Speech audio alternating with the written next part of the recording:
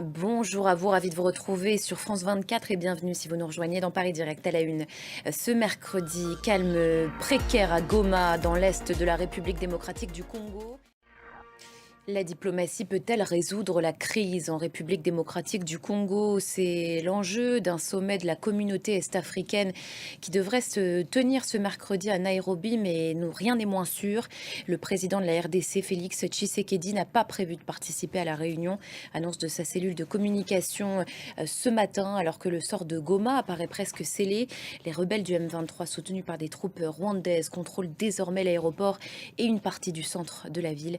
Nicolas Chamontin. Les combats à Goma qui ont fait plus de 100 morts et près d'un millier de blessés selon des bilans hospitaliers sur place. On retrouve Aurélie Bazara-Kibangula à Kinshasa. Bonjour à vous Aurélie, notre correspondante dans la région. D'abord, dans quel état s'est réveillée la capitale du Nord Kivu?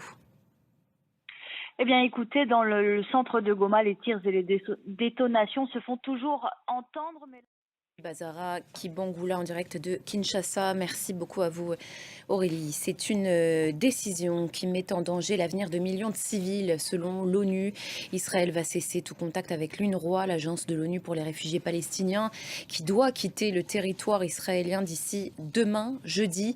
Le gouvernement de Benjamin Netanyahou accuse l'organisation d'être infiltrée par le Hamas. Alexandra Quarini. Et pendant ce temps, dans la bande de Gaza, les déplacements massifs de civils se poursuivent.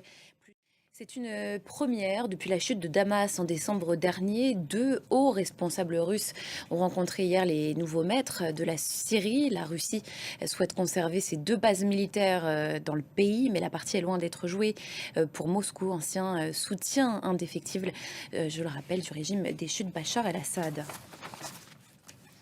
Quel avenir pour la paix en Ukraine? La nuit dernière, une centaine de drones ukrainiens ont été abattus par la Russie. C'est l'une des attaques les plus importantes de ce type depuis le début du conflit. Lui multiplie les annonces fracassantes depuis son retour au pouvoir. Le président américain Donald Trump qui a annoncé le gel de plusieurs milliards de dollars d'aide publique, décision immédiatement suspendue par une juge fédérale de Washington à la suite de recours émanant de plusieurs associations. Julien Cheida.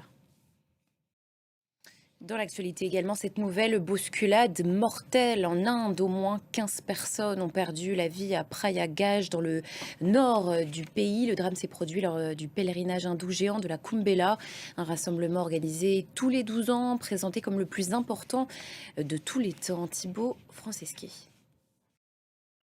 Voilà pour l'essentiel de l'actualité. Restez avec nous sur France 24.